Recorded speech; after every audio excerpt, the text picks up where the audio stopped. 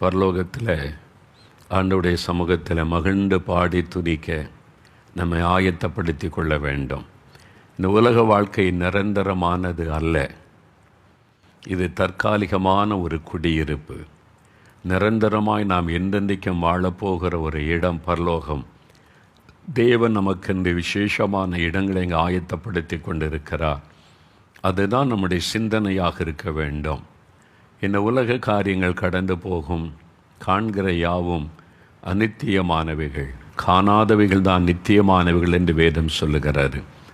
ஆனால் அதை குறித்த ஒரு சிந்தையும் எண்ணமும் உள்ளவர்களாய் நாம் வாழ வேண்டுமென்று ஆண்டவர் விரும்புகிறார்.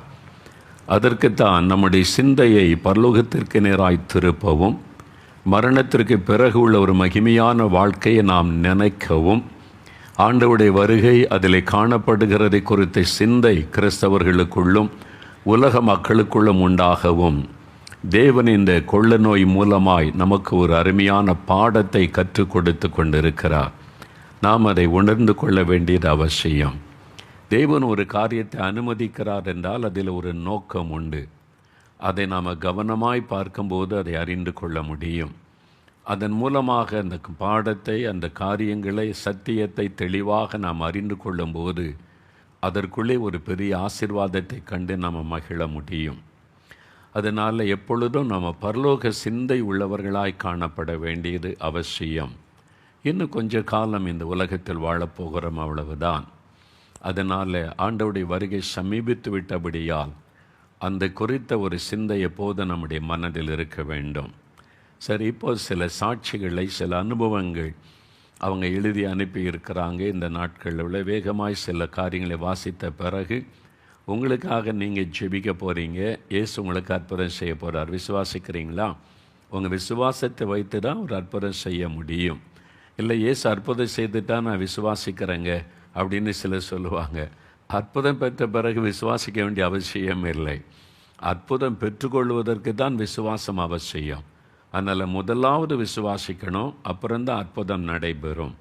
அந்த விசுவாசம் நமக்குள் உண்டாகத்தான் வேத வசனம் சொல்லுகிறோம். அதோடு கூட ஏற்கனவே அற்புதத்தை பெற்றவங்க அவங்க பெற்ற அற்புதங்களை பகிர்ந்து கொள்ளும்போது, அதை கேட்கும்போது உங்களுக்குள்ளே விசுவாசம் உண்டாகும் என்று விசுவாசிக்கிறோம். அதனால தான் இந்த சாட்சிகளை நான் வாசிக்கிறேன்.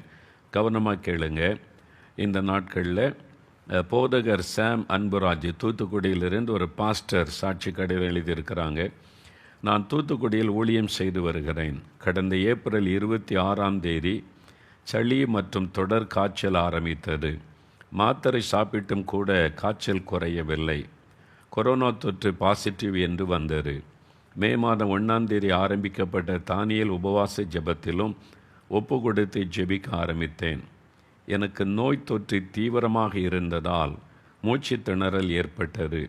நான் உயிர் பிழைப்பது கடினம் என மருத்துவர்கள் கைவிட்டனர். ஆனாலும் மே மாதம் 6 நேரலை உபவாச ஜெபத்தில் விசேஷமாக ஊழியர்களுக்காக நீங்கள் ஜெபம் செய்தீர்கள். நீங்கள் ஜெபம் செய்யும்போது நானும் உங்களோடு இணைந்து ஜெபித்தேன். நான் என் பாவங்களை அறிக்கையிட்டு ஜெபித்தேன். அந்த நேரத்தில் என் மீது ஒரு அபிஷேகம் வல்லமையாக இறங்கியது. வல்லமை இறங்கிய நேரத்திலேயே காய்ச்சல், சளி, எனக்கு இருந்த உடல் பலவீனம் அனைத்தும் என்னை விட்டு விலகியது. புது பலனை நான் உணர்ந்தேன். அன்றிலிருந்து எனக்கு நல்ல சுகம் கிடைத்தது. எந்த பாதிப்பும் எனக்கு இப்போது இல்லை. உற்சாகமாய் ஊழியம் செய்ய மீண்டும் ஒரு தருணம் எனக்கு இயேசு தந்திருக்கிறார். உயிர் பிழைப்போம் என போய்விடும் என்று நினைத்திருந்த நேரத்தில் எனக்காக உயிர் கொடுத்த இயேசு என்னை அவருடைய வல்லமையால் சாட்சியாக நிற்க செய்திருக்கிறார். இயேசுவுக்கு ஸ்தோத்திரம். இந்த நாட்களில் நம்ம ஊழியர்களுக்கென்று ஒரு நாள் உபவாசம் பண்ணி ஜெபம் செய்தோம். 2000க்கும் அதிகமான ஊழியர்கள் அவங்களுடைய பெயர்களை அனுப்பியிருந்தாங்க. சிஎஸ்ஐ போதகர்கள், பிஷப்மார்கள், கேத்தலிக் ஃபாதர்ஸ், அப்புறம் பாஸ்டர்மார்கள், சுவிசேஷகர்கள், மிஷினரிகள் என்று ஒரு நாள் இங்கே உபவாசம் பண்ணி ஒரு நாள் முழுவதும் ஜெபிக்க தேவன் கிருபை கொடுத்தார். அப்புறம் நம்முடைய 21 நாள் உபவாச ஜெபத்திலும் நம்ம ஊழியர்களுக்காய் குறிப்பாக ஜெபித்தோம். இன்றைக்கி நிறைய சாட்சி கடிதங்கள் அந்த ஜெபத்தை நிமித்தம் சுகம் பெற்று வந்த நிறைய ஊழியர்கள் எழுதியிருக்கிறாங்க. எல்லாருடையதையும் வாசிக்க முடியாது. அந்த மாதிரி நிறைய ஊழியக்காரங்க மரண கட்டிலிருந்து நான் ஆண்டவர் விடுதலை ஆக்கி விட்டார், மகிழ்ச்சியோடு தெரியப்படுத்தி இருக்கிறாங்க. அதற்கு கர்த்தருக்கு ஸ்தோத்திரம். அப்படி மரண இருளின் பள்ளத்தாக்கை கடந்து வந்த ஊழியர்களுக்காக தேவனுக்கு ஸ்தோத்திரம். ஏன் ஆண்டவர் உங்களுக்கு ஒரு புதிய ஜீவனை கொடுத்திருக்கிறார் என்பதை யோசித்து அர்ப்பணித்து முன்பு மாதிரியே ஊழியம் செய்ய வேண்டுமென்று நினைக்காதங்க. நீங்கள் நான் என்ன செய்ய நீர் விருப்பமாக இருக்கிறேன் என்று பவுல் ஜெபித்த மாதிரி கேட்டு ஆண்டவர் சொல்லுகிற மாதிரி இனி ஊழியம் செய்யுங்க. திரளான ஆத்துமாக்களை கர்த்தர் உங்களுக்கு கொள்ளை பொருளாய் கொடுத்து ஆசீர்வதிப்பார். சகோதரர் கோபிநாத் வேலூரிலிருந்து எழுதியிருக்கிறாங்க. இயேசுவை அறியாத குடும்பத்தில் பிறந்து 2005 இயேசுவை தெரிந்து கொண்டேன். ஆலயத்திற்கு செல்லும்போது மிகவும் உற்சாகமாக இருப்பேன். தேவ செய்தியை கேட்டு 2 நாட்கள் நன்றாக இருப்பேன். ஜெபிக்க உட்கார்ந்தாலோ வேதம் வாசிக்க உட்கார்ந்தாலோ எனக்கு தூக்கம் வந்துவிடும். உங்களுடைய ஜெபிக்கலாமாங்க நிகழ்ச்சியையும் ஆரம்பத்தில் பார்த்தேன், பின்னர் விட்டுவிட்டேன். 1 மணி நேர ஜெபக நிகழ்ச்சியை ஆர்வமாய் பார்ப்பேன். பிறகு என் ஆர்வம் குறைந்து கவனம் வேறு இடத்திற்கு போய்விடும். செல்ஃபோனுக்கு நான் அடிமையாயிருந்தேன். எந்த நேரமும் செல்ஃபோன் என் கையில்தான் இருக்கும். இந்த சூழ்நிலையில்தான் உங்களுடைய 21 நாள் தானியேல் உபவாச ஜெபம் ஆரம்பித்த போது தேசத்திற்காக ஜெபிக்க என்னை ஒப்பு கொடுத்தேன். ஒரு நாளைக்கு 2 வேளை உபவாசம் இருந்து ஜெபிக்க வேண்டும் என்ற தீர்மானம் செய்தேன். முதல் 2 நாள் போராட்டத்தோடு 2 வேளை உபவாசம் இருந்து தேசத்திற்காக ஜெபித்தேன். 3ஆம் நாளில் எனக்குள் ஒரு கட்டுப்பாடும் ஒழுக்கமும் ஆவியானவர் உண்டாக்கினார். செல்போனை தேவையில்லாமல் இப்பொழுது நான் எடுப்பது இல்லை. வேதமாசித்து ஜெபிக்க உற்சாகமும் ஆர்வமும் இருக்கிறது. 21 நாள் ஜெபத்தையும் ஒரு நாள் கூட சோர்ந்து போகாமல் இயேசு முடிக்க செய்தார். எனக்கு என்னை நினைத்து ஆச்சரியமாயிருக்கிறது. இயேசுவை தவிர வேறு யாராலும் இப்படி ஒரு ஒழுக்கத்தை எனக்கு கற்றுத்தந்திருக்க முடியாது. எனக்குள் ஒரு நல்ல மாற்றத்தை இயேசு கொடுத்திருக்கிறார். இயேசுவுக்கே எல்லா துதி மகிமை. பாருங்களேன், ஆவிக்குரிய வாழ்க்கையில் வரக்கூடிய போராட்டம். நம்ம ரட்சிக்கப்பட்டு ஆண்டுக்குள்ளே வளர நினைக்கும் போது இது மாதிரி ஜெபத்துக்கு தடை, வேத வாசிப்புக்கு தடை, அதில் செல்ஃபோனை கொண்டு வருவான், சில ஆட்களை கொண்டு வருவான். சாத்தான் எப்படியாவது எதையாவது நுழைத்து நம்முடைய ஜெபத்தை கெடுக்க, ஆவிக்குரிய வாழ்க்கையில் வளருவது கெடுக்க முயற்சி செய்வான். அந்த நேரத்தில் நிறைய பேர் அப்படியே பின்வாங்கி சோர்ந்து அப்புறம் பேருக்காக ஒரு ஜெபம், கடமைக்கு ஒரு பைபிள் வாசிப்பென்று மாறி விடுவார்கள். அப்படி தான் இந்த சகோதரர் பாருங்கள். அதனால் செல்ஃபோனெல்லாம் இல்லாமல் இருக்க முடியாதுன்னு நினைத்தாங்க. 2 நாள் போராட்டம். நீங்கள் பிரயாசப்படணும், ஆண்டவர்கிட்ட தொடர்ந்து ஜெபிக்கணும். எனக்கு விடுதலை வேணும், இதிலேருந்து விடுதலை வேணும். நான் 2 நாள் போராட்டம் செஞ்சு 3ஆம் நாள் விடுதலை. அதான் ஆண்டவர் எதிர்பார்க்குறார். நீங்களே நம்ம எடுத்து வைக்க வேண்டிய ஸ்டெப்பை எடுத்து வைக்கணும். ஆண்டவரை நான் தீர்மானிக்கிறேன், உதவி செய்யுங்கன்னு ஒப்பு கொடுத்தா ஆண்டவர் மனதையே மாற்றிட்டார். அந்த இன்ட்ரெஸ்டே போக்கடிச்சிட்டார். இப்போ அவருக்குள்ளே உண்டான மாற்றம் அவருக்கே ஆச்சரியமாக இருக்கிறது என்று சாட்சி எழுதியிருக்கிறார். பாருங்கள், அன்பு சகோதரருக்காக ஆண்டவருக்கு நன்றி. உங்கள் வாழ்க்கையில் இன்றைக்கி இப்படி ஒரு அடிமைத்தனம் இருந்தால் இன்றைக்கி ஒப்பு கொடுத்து விடுதலை பெற்றுக்கொள்ளணும். சரியா? சகோதரி செல்வராணி பல்லடம், நாங்கள் கிறிஸ்தவ குடும்பத்தை சேர்ந்தவர்கள்தான், ஆனால் இயேசு எங்கள் குடும்பத்தில் இல்லை. நம்மகள் பாருங்கள், ரொம்ப வெளிப்படையாக அந்த குடும்பத்தார் எழுதியிருக்கிறாங்க. நிறைய கிறிஸ்தவ குடும்பத்தில் இயேசு இல்லை. அதான் உண்மை. நீங்கள் ரட்சிக்கப்பட்டிருந்தால் தானே இயேசு கூட இருக்க முடியும். ரட்சிக்கப்படாதவங்களை இயேசு நேசிக்கிறார். அவர் எல்லாரையும் நேசிக்கிறார். உலகத்தில் இருக்கிற அத்தனை பேரையும் நேசிக்கிறார். ஆனால் இயேசு கூட இருக்கணுமானா பாவத்தை விட்டு மனம் திரும்பி ரட்சிக்கப்பட்டிருக்கணும். அவங்களுக்குள்ளே தான் அவர் வாசம் பண்ண முடியும். அதனால் சும்மா சர்ச்சுக்கு போகிறேன், காணி கொடுக்குறேன், இயேசு என் கூட தான் இருக்கிறாருன்னு நீங்கள் டயலாக் பேசலாம், வருகை நாளில் தான் தெரியும்.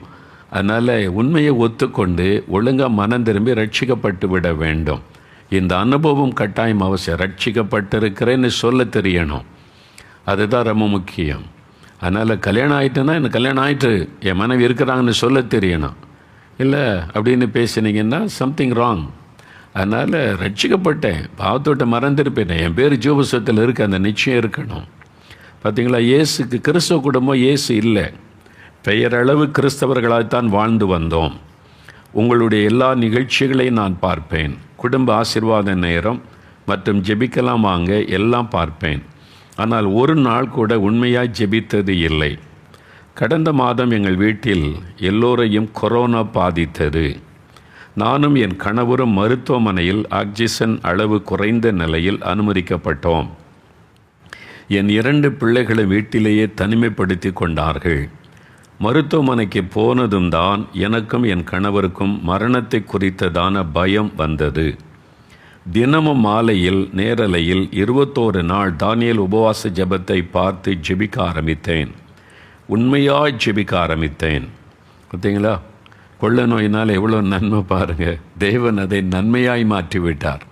பிசாசு தீமையாக கொண்டு வந்தாலும் கர்த்தர் அதை நன்மையாய் மாற்றிவிட்டார். ஜெபமே செய்யாத என் கணவரும் ஜெபம் செய்ய ஆரம்பித்தார். மருத்துவமனையில் தங்கியிருந்த ஒவ்வொருவருக்காகவும் டாக்டர்ஸ், நர்சஸ் ஜெபம் செய்ய வேண்டும் என்று சிந்தையை மருத்துவமனைக்கு போனபோது தான் வந்தது. உண்மையில் மருத்துவமனைக்கு சென்றதும் தான் ஜெபிக்க கற்றுக்கொண்டோம். இப்பொழுது குணமாகி வீடு திரும்பிவிட்டோம். இப்பொழுது மற்றவர்களுக்காகவும் தேசத்திற்காகவும் தொடர்ந்து குடும்பமாய் ஜெபம் செய்கிறோம். பெயரளவு கிறிஸ்தவர்களாய் நிர்விசாரமாய் வாழ்ந்து வந்த எங்களுக்கு இயேசு கொடுத்த நல்ல மாற்றத்திற்காக இயேசுவை அதிகமாய் நாங்கள் துதிக்கிறோம். இந்த நல்ல ரட்சிக்கப்பட்ட குடும்பத்திற்காய் ஸ்தோத்திரம். இன்றைக்கு இந்த வீட்டுக்கு ரட்சிப்பு வந்ததுன்னு இயேசு சொன்ன மாதிரி பாருங்கள், அவங்க இப்போ தான் ஒப்பு கொடுத்து இப்போ ரட்சிக்கப்பட்டு நல்ல ஜெபிக்க ஆரம்பிச்சிருக்கிறாங்க.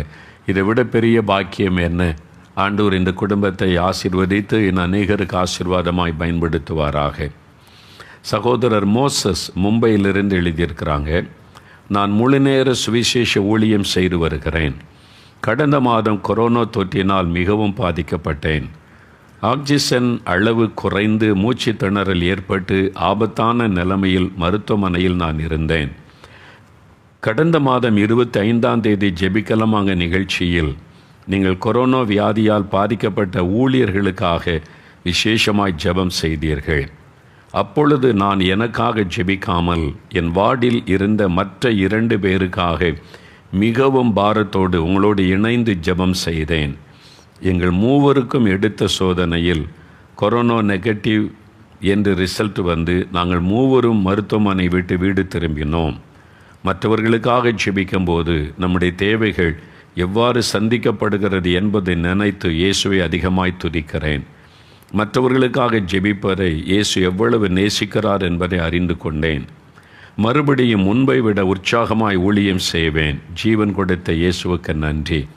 பார்த்தீங்களா, ஆண்டவர் பாருங்கள், அந்த ஆபத்தான நிலைமையில் மற்றவர்களுக்காக தானும் அதில் பாதிக்கப்பட்டிருந்தாலும் பக்கத்தில் இருக்கிறவங்க சுகம் பெறணும்னு ஜெபிச்சாங்க.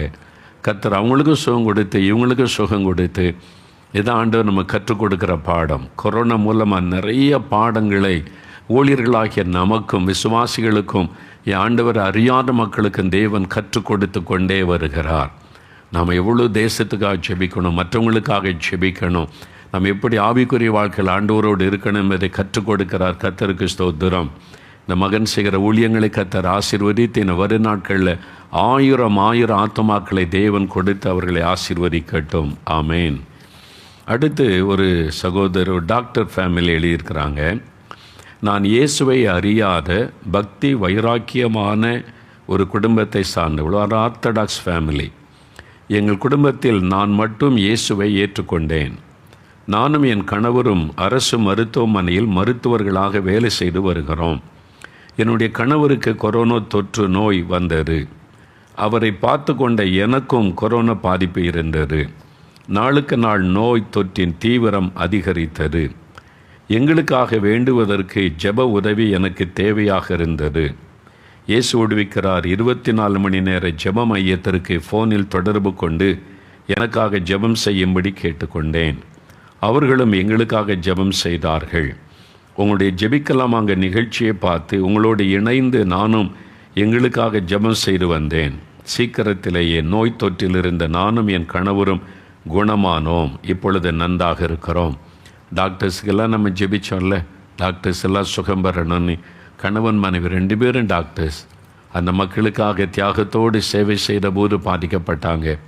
நம்ம ஜெப உதவி தேவை. பார்த்தீங்களா, அதுதான் 24 மணி நேர ஜெப உதவிக்காக 4 மாவட்டத்தில் இயேசு விடுக்கிற ஜெப மையத்தில் 24 மணி நேரமும் ஜெபிப்பதற்கு நம்ம ஆட்களை வைத்திருக்கிறோம். அதனால் எந்த டைமில் நீங்கள் ஜெபிக்க கூப்பிடலாம். அந்த நம்பருக்கு தொடர்பு கொண்டால் அங்கே ஜெப வீரர்கள் ஆயத்தமாக இருப்பாங்க, உங்களுக்காக ஜெபிப்பாங்க. அடுத்து சகோதரி குமுதா ராணி வேலூர்லேருந்து குமுதா ராணி. நாங்கள் கிறிஸ்துவ குடும்பத்தில் பிறந்திருந்தாலும் இயேசு எங்களுடைய வாழ்க்கையில் இல்லை. பாருங்களேன், இன்றைக்கி நிறைய பேர் மனம் திரும்பி ரட்சிக்கப்பட்டிருக்கிறாங்க. ஒரு ஆத்மா மனம் திரும்பும் போது பரலோகத்தில் பெரிய சந்தோஷம் உண்டாகுமா, தேவ தூதர்கள் மத்தியில் சந்தோஷம். வேத புஸ்தகத்தில் நம்ம வாசிக்கிற லூக்கா 15ஆம் அதிகாரத்தில். அப்போது ஒருத்தர் ஒரு ஆத்மா பார்த்தீங்களா மனம் திரும்பி ரட்சிக்கப்படணும்.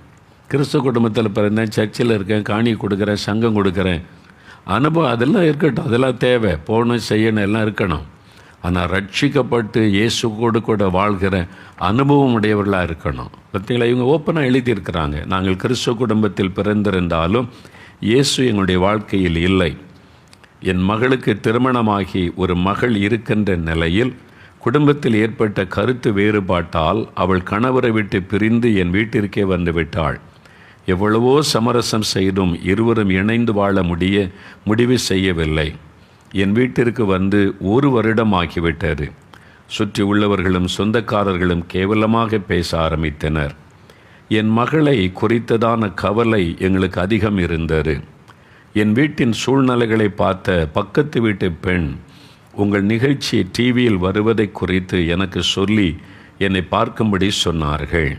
பார்த்தீங்களா, இது ஒரு நல்ல ஊழியம். நிறைய பேர் இத்தனை தெரியாமல் இருக்கிறாங்க. எவ்வளோ கவலையில், பயத்தில், வேதனையில் இந்த நிகழ்ச்சி பாருங்கள், உங்களுக்கு ஒரு விடுதலை கிடைக்கும், சமாதானம் கிடைக்கும், நிம்மதி கிடைக்கும், சுகம் கிடைக்கும்னு சொல்லுங்கள். இது கூட உங்களால் செய்ய முடியாத தெரிஞ்சவங்களுக்கு, சொந்தக்காரங்களுக்கு அட்லீஸ்ட் ஒரு ஃபோன் பண்ணியாவது இப்படி ஒரு நிகழ்ச்சி வருது பாருங்கள், உங்களுக்கு ஆசீர்வாதமாக இருக்குன்னு சொல்லுங்கள். எவ்வளோ பேர் கஷ்டத்தில் இருக்காங்க, எவ்வளோ பேர் நிம்மதி இல்லாமல் தவிக்கிறாங்க, பயத்தோடு. நீங்கள் வெறும் சுயநலமாகவே இருப்பீங்களா? இன்னும் யோசித்து பாருங்கள், மற்றவங்களுக்கு சொல்லுங்கள். பார்த்தீங்களா, இதனால் ஏற்பட்ட விளைவு பாருங்கள். இந்த வருடம் ஜனவரியில் இருந்து நாங்கள் நிகழ்ச்சியை பார்க்க ஆரம்பித்தோம். நேரலை ஜெப நேரத்தில் நீங்கள் பேசிய ஒவ்வொரு காரியங்களும் எங்களுக்கு புதிதாகவும் இயேசுவின் அன்பினை தெரிந்து கொள்ள உதவியாகவும் இருந்தது. தேசத்திற்காக ஜெபிக்க முக்கியத்துவத்தை அறிந்து கொண்டு நானும் அதிகாலையில் எழுந்து ஜெபிக்க ஆரம்பித்தேன். இப்பொழுதும் ஜெபித்து வருகிறேன். சரிங்களா, அறிந்து கொண்டவுடனே ஜெபிக்கிறான். அறியாமை தான் இன்னைக்கு கிறிஸ்தவ மத்தியிலே அறியாமல் இருக்குது. கிறிஸ்தவர் அல்லாத மக்கள் மத்தியில் அறியாமை தெரியல அவங்களுக்கு. ஏதோ நம்ம பக்தியாக இருக்கிறோம், இதான் வாழ்க்கை நினைக்கிறாங்க. அறியாமை, அதுக்கு தான் நம்ம ஜெபிக்கணும். இந்த அறியாமை விலகணும், எல்லாரும் சத்தியத்தை அறியணும் ஆண்டவரேன்னு நம்ம தேவ பிள்ளைகள் ஜெபிக்கணும். ரட்சிக்கப்பட்டவங்க பாருங்கள், அவங்க அறிந்து கொண்டவுடனே ஜெபிக்க ஆரம்பிச்சிட்டாங்க. டெய்லி ஜெபிக்கிறாங்க தேசத்துக்காக. அதிகாலை எழுந்து ஜெபிக்க ஆரம்பித்தேன். இப்பொழுதும் ஜெபித்து வருகிறேன். கடந்த மார்ச் மாதம் 20ஆம் தேதி நடந்த சந்ததி ஆசீர்வாத ஜெபத்தில் நானும் என் மகளும் உங்களோடு இணைந்து அவளின் குடும்பத்திற்காக கண்ணீரோடு ஜெபித்த. 1 வருஷமாக கணவன் மனைவி பிரிஞ்சிருக்கிறாங்க. ஒரு தாய் பாரம் எடுத்து தன் மகளுக்காக அந்த மகளும் ஜெபிக்கிறாங்க கண்ணீரோடு. ஜெப வேளையில் குடும்பத்தை பிரிக்கின்ற பிசாசின் தந்திரங்களை கட்டியும் பில்லிசூனிய பிரிவின் ஆவியை கடிந்து அப்புறப்படுத்தியும் நீங்கள் ஜெபித்தீர்கள். ஜெபத்திற்கு பிறகு வீட்டில் ஒரு சமாதானத்தை நாங்கள் உணர்ந்தோம். 1 வருஷம் கழிச்சு ஒரு சமாதானம். அது மாத்திரம் இல்லை, உங்கள் ஜெபம், அந்த ஜெபம் முடிந்த 5வது நிமிடத்திலேயே என் மருமகன் என் மகளுக்கு ஃபோன் செய்து பேசினார்கள். பெரிய ஆச்சரியம். எவ்வளவோ சமரசம் செய்தும் சமாதானமாகாத இருவரும் இப்பொழுது சந்தோஷமாய் வாழத் தொடங்கி இருக்கிறார்கள். உங்கள் ஜெபத்தை பார்த்து நாங்களும் ஜெபிக்க கற்றுக்கொண்டு ஜெபிக்க ஆரம்பித்ததுமே இயேசு எங்கள் வீட்டில் சமாதானத்தை சந்தோஷத்தை தந்திருக்கிறார். சமாதான காரணர் இயேசுவுக்கு என்னுடைய நன்றி. பார்த்தீங்களா, ஜெபம் ஜெபம் ஜெபம் ஜெபிக்க ஆரம்பித்தோடனே என்னென்ன மாற்றம் வீட்டில் வருது பாருங்கள். உடைந்திருந்த குடும்பம் சேருது, வியாதி மறையுது, அற்புதம் நடக்குது. ஜெபத்தை கேட்கிற ஒரு தேவனை இயேசுவின் நாமத்தில் நீங்கள் ஜெபிக்கும் போது அந்த ஜெபத்தை பரலோகம் அங்கீகரிக்கும். அப்போ இயேசுவின் நாமத்தில் ஜெபிக்கும் போது சுகம் உண்டாகும், விடுதலை உண்டாகும். உங்கள் வீட்டுக்குள்ளே அற்புதம் நடக்கும், வீட்டுக்குள்ளே சமாதானம் வரும். அதான் ஜெபம். ஜெபம் என்பது தேவனோடு பேசுவது. இதற்கு போய் எங்கேயும் படிக்க வேண்டிய அவசியம் இல்லை. பேச தெரிஞ்ச எல்லாரும் ஜெபிக்கலாம். அவங்க பேச தெரியும்ல. நீங்கள் ஒரு தகப்பன்ட்டு போய் உங்களுடைய காரியத்தை மற்றவங்கள்ட்ட சொல்கிறீங்கல்ல, அது ஆண்டவர்கிட்ட சொல்கிறது தான் ஜெபம். அவ்வளோதான். உன் மனசில் இருக்கிறத அப்படியே சொல்லலை. அதுக்கு நிறைய அடுக்கு மொழி அதெல்லாம் வச்சு ஜெபிச்சா தான் அவர் கேட்பார், அப்படிலாம் ஒன்றும் கிடையாது. சாதாரணமாக ஜெபிக்கலாம். இது எனக்கு கவலையாக இருக்குது, துக்கமாக இருக்குது, பயமாக இருக்குது, நீங்கள் உதவி செய்யுங்க, இயேசுவின் நாமத்தினால கூப்பிட்டு அற்புதம் நடக்குன்னு இவரெல்லாம் சொல்கிறாங்களே அப்படின்னா எனக்கு செய்யுங்க. அது ஜெபம். ஆண்டவரோடு பேசுவது தான் ஜெபம். ஜெபம் என்பது வேறு ஒன்றும் இல்லை. நீங்கள் ஆண்டவரோடு பேசுகிறாரு, தட்ஸ் ஆல். ரொம்ப சிம்பிள். ஆண்டவர் அதை கவனமாய் கேட்பார். ஒரு சின்ன குழந்தை ஒரு தகப்பன் மடியில் உட்காந்து பேசினா அதுக்கு தகப்பத்தானே பேசினால் இந்த தகப்பன் கவனமாய் கேட்டு அதை புரிந்து கொள்வான். பார்த்துருக்கீங்க? நமக்கு புரியாது, தகப்பனுக்கு புரியும் அந்த குழந்தை என்ன பேசுதுன்னு. அது ஒரு பெரிய சந்தோஷம். உடனே கேட்டு அதை செய்வாங்க. அது மாதிரி தான் அவர் நம்முடைய தகப்பன். இயேசுன்னா யார்? நம்முடைய தகப்பன். அவர் சர்வாதிக மாதிரி அப்படியே உட்கார்ந்து எனக்கு அது கொண்டு வரியா, இது கொண்டு வரியா, இதை செய்வியா, அதை செய்வியா பயமுறுத்துகிறவர் அல்ல. ஒரு தாயை போல நேசிக்கிறவர், தகப்பனை போல பாசம் உள்ளவர், உங்களை சிருஷ்டித்தவர். அவர்கிட்ட உங்களுடைய கவலையை சொல்கிறது தான் ஜெபம். கஷ்டமே கிடையாது. உங்கள் வீட்டில் இருந்தே ஜெபிக்காது. எங்கேயோ ஸ்பெஷல் இடம்லாம் கிடையாது. 4 மாவடிக்கு வந்து ஜெபிக்கணும், இந்த இடத்துல வந்து ஜெபிக்கணும், நீங்கள் எருசலேமுக்கு போய் ஜெபிக்கணும். இயேசுக்கு புண்ணிய ஸ்தலமே கிடையாது. நீங்கள் தான், உங்கள் வீடு தான் அவருக்கு புண்ணிய ஸ்தலம். உங்கள் உள்ளத்தில் தான் அவர் வாசம் பண்ணுவார், உங்கள் வீட்டில் வாசம் பண்ணுவார். நீங்கள் கூப்பிட்டு அங்கேயே பதில் தருவார். அவர் எல்லாமே இயேசு கிறிஸ்துக்கிட்ட ரொம்ப சிம்பிள். அவர் எங்கும் வியாபித்திருக்கிறார். இப்போ உங்கள் வீட்டில் இருக்கிறார். நீங்கள் இந்த நிகழ்ச்சியை பார்க்குறீங்களா, இயேசுன்றதை கேட்குறீங்களா, இப்போ ஆண்டவர் உங்கள் பக்கத்தில் இருக்கிறார். இந்த மகள் கூப்பிட்டா நான் அற்புதம் செய்யணும், இந்த மகன் கூப்பிட்டா நான் அற்புதம் செய்யணும். உங்கள் வீட்டில் உங்கள் பக்கத்தில்னா அவர் பிரசன்னமாக இருக்கிறார். கண்ணால் அவர் பார்க்க முடியாது, அவர் ஆவியாக இருக்கிற தேவன். அவருடைய பிரசன்னத்தை உணர முடியும். ஜெபிக்கும் போது தொடுதலை உணர முடியும். ஜெபிக்கும் போது ஒரு சமாதானத்தை உணர முடியும். பயம் வெளியேறுவதை உணர முடியும். ஒரு நிம்மதி வருவதை நீங்கள் உணர முடியும். அவருடைய பிரசன்னம் நீங்கள் அவரை உணர்ந்து கொள்ள முடியும். இப்போ பாருங்கள், இயேசு உங்களோடு இந்த சாட்சி மூலமாக பேசுகிறார் பாருங்கள். எங்களுக்கு ஜெபம் முடிந்த 5வது நிமிடத்திலேயே என் மருமகன் மகளோடு ஃபோன் செய்து பேசினார். ஜெபம் எவ்வளோ வல்லமுள்ளது பார்த்தீங்களா? வித்தின் 5 மினிட்ஸ் ஆண்டவர் கணவர் எங்கேயோ இருக்கிறார், அவர்கிட்ட பேசுகிறார். உடனே மனைவிட்டு தொடர்பு கொள்ள வைக்கிறார்.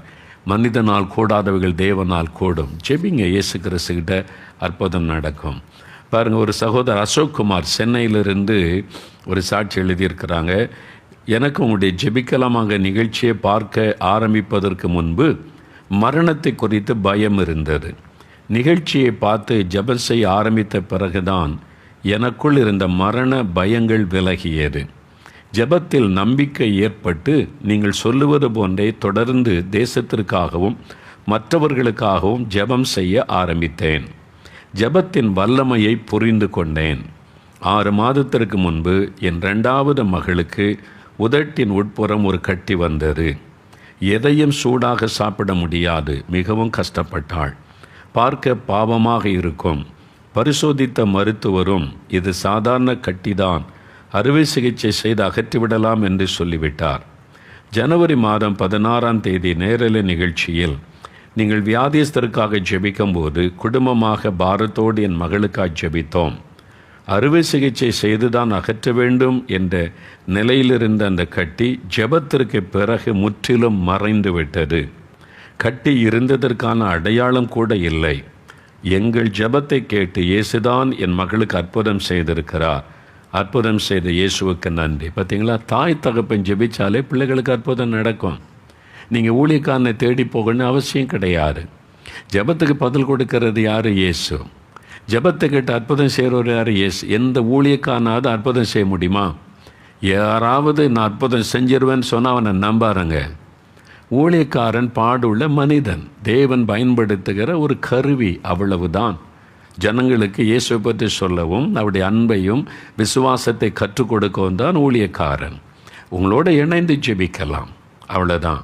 ஆனால் ஜெபத்தை கேட்டு அற்புதம் செய்கிற ஒரு இயேசு மட்டும்தான். அவர் உங்களுக்கு ஜெபத்தையும் கேட்பார்ல.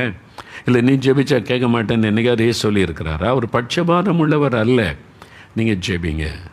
ஆனால் ஒருவருக்காக ஒருவர் ஜெபிங்கள்னு சொன்னதுனால தான் சில காரியங்கள் ரொம்ப பேர்டனான காரியம் ஒரு ஆளால் ஜெபிக்க முடியாது. அப்போது ஒரு ஜெப உதவி உங்களுக்கு செய்யப்படுகிறது, அவ்வளோதான். அதுதான் ஜெப உதவி, தர்சால். மற்றபடி நீங்கள் ஜெபிச்சாலே உங்கள் வீட்டில் அற்புதம் நடக்கும். பாருங்கள், பேரண்ட் ஜெபிச்சாங்க, மகளுடைய உதட்டில் இந்த கட்டி ஆப்ரேஷன் பண்ணி டாக்டர் சொல்லியிருந்தாங்க. ஆப்ரேஷன் இல்லாமல் ஆண்டவர் மறைய பண்ணி விட்டார். இன்றைக்கி உங்கள் வீட்டில் இந்த மாதிரி அற்புதம் நடக்க போகிறது. விசுவாசத்தோடு ஜெபிங்க, அற்புதம் நடக்கிறத நீங்கள் பார்ப்பீங்க. கடைசியாக ஒரு சாட்சி பாருங்கள். சகோதரி சுமதி, பெங்களூர். எனக்கு 2 வருடங்களாக கையில் உள்ள 10 விரல்களிலும் வெடிப்பு மாதிரி தோல் உரிந்து அலர்ஜி வந்தது. கையில் இருக்கும் வெடிப்பினால் என் வீட்டு காரியத்தை என்னால் சரியாக செய்ய முடியாது. என் உணவை எடுத்து சாப்பிடக்கூட முடியாது. ஸ்பூன் போட்டு தான் சாப்பிடுவேன். வெங்காயம் பூண்டு உரிக்க முடியாது. எரிச்சல் இருக்கும். வெளியே சென்றால் கூட என் கையை யாரும் பார்த்து விடுவார்களோ என்று எனக்கு வெட்கமாக இருக்கும். எவ்வளோ கஷ்டம் இல்லை? 2 கையுமே தோல் விரிஞ்சு 2 வருஷமாக அந்த அலர்ஜி பாதிப்பு.